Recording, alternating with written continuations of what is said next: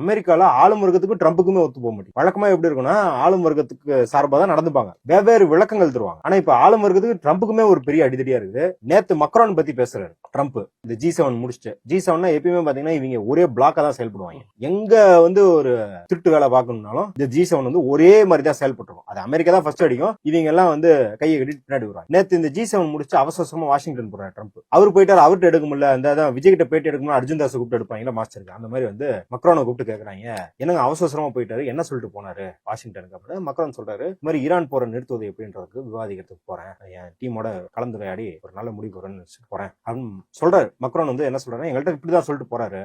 2 மணி நேரம் கழிச்சு அவர் Washington land ஆனு reporter கேக்குறாங்க, என்னங்க இப்ப மக்ரான் இப்படி சொல்லிருக்காரு, நீங்க அப்படிதான் சொல்லிட்டு வந்தீங்களாமே அப்படின்னு. அவன் கிடக்குறான் ஒரு விளம்பர பிரியை, 24 மணி நேரம் விளம்பரம் தேடுறதா அவனுக்கு வேலை, என்னை பத்தி பேசி விளம்பரம் தேடிக்கிறான், எப்பயுமே பொய்யா பேசிட்டு தெரியுமான்னு மக்ரானை திட்டார். உலக நாடுகள்ல அதுவும் வல்லரசு நாடுகளுக்கு மத்தியில இப்படி எல்லாம் பேசிக்கிட்டு வரலாறுலே கிடையாது.